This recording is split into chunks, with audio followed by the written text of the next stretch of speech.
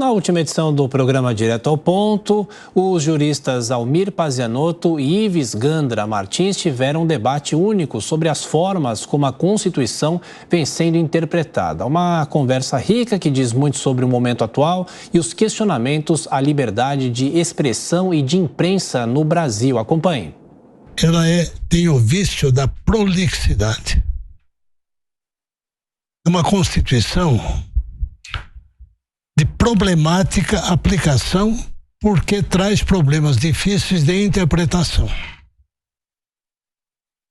E um jurista espanhol disse isso. Das constituições prolixas que provocam dificuldades de interpretação, logo geram a impossibilidade de aplicação. Vou lhe dar um exemplo.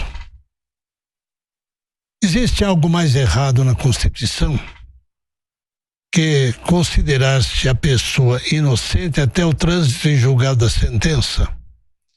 Do ponto de vista formal, teórico, filosófico, humanista, eu até posso concordar, mas não concordo em virtude de como funciona o judiciário no Brasil, que é vítima permanente da morosidade. Quando é que transita em julgado a sentença? Sim. Com 4 instâncias. Por quê? Cometeu-se, na minha opinião, com todo o respeito, todas as vênias, o erro da criação do STJ como terceira instância. Nós não tínhamos. Nós tínhamos, e isso é tradicional, isso é próprio do direito, 2 instâncias. Com o STJ, quem tinha a terceira instância no Brasil era apenas a Justiça do Trabalho, o TST. Mas a Justiça Comum, a Justiça Criminal, não tinha. Uma decisão do Tribunal de Justiça em São Paulo era definitiva. Acabava nos tribunais de justiça. Acabava nos tribunais de justiça. Princípio da Carta de 37. Terminava no Tribunal de Justiça. Considerado culpado, era recolhido. Ele poderia tentar uma revisão criminal.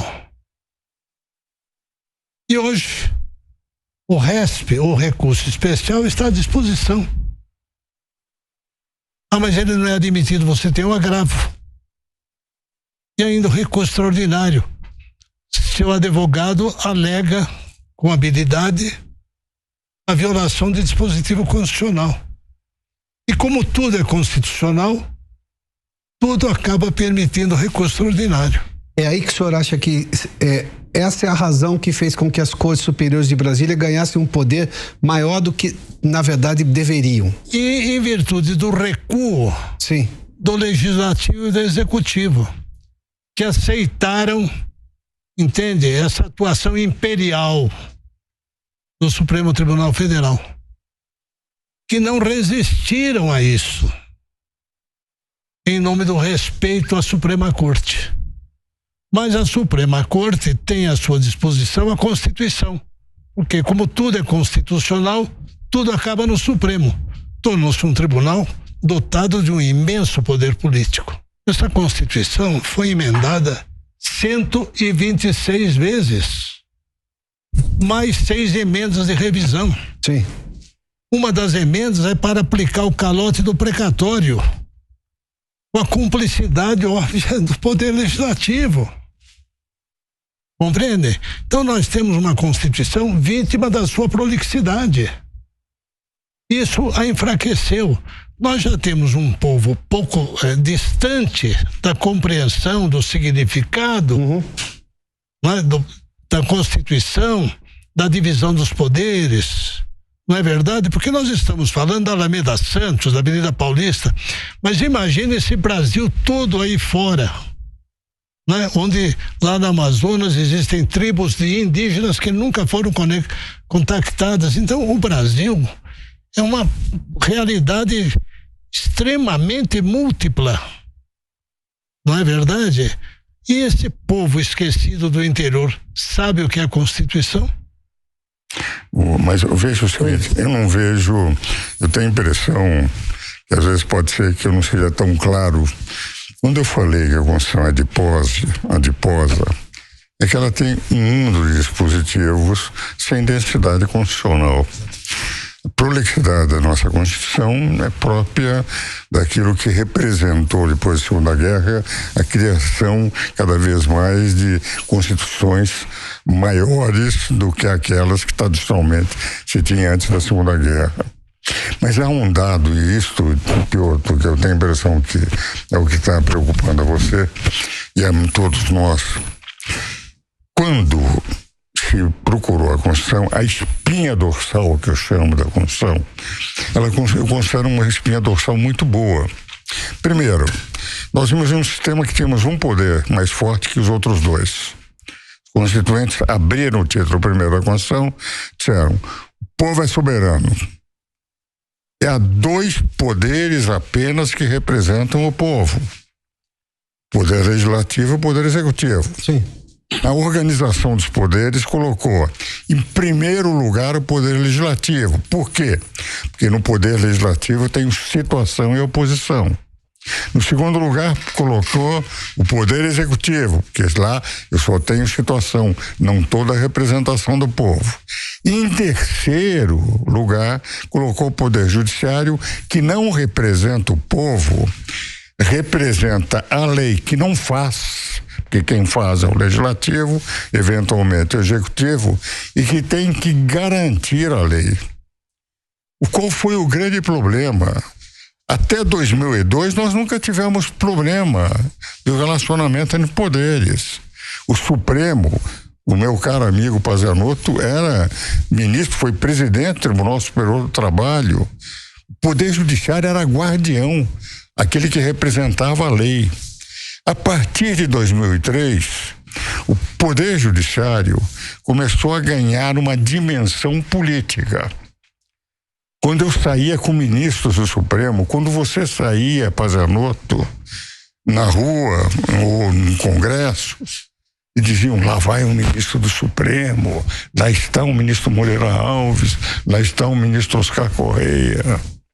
Mas no momento em que o Poder Judiciário, o Supremo, passou a intervir a partir daquilo que você disse, Campes, a partir de interpretações do princípio geral, e não um princípio geral interpretado pelos representantes do povo, mas por eles, de tal maneira que um princípio geral, por exemplo, dignidade da pessoa humana, tanto eu posso defender o aborto como ser contra o aborto, utilizando o mesmo princípio.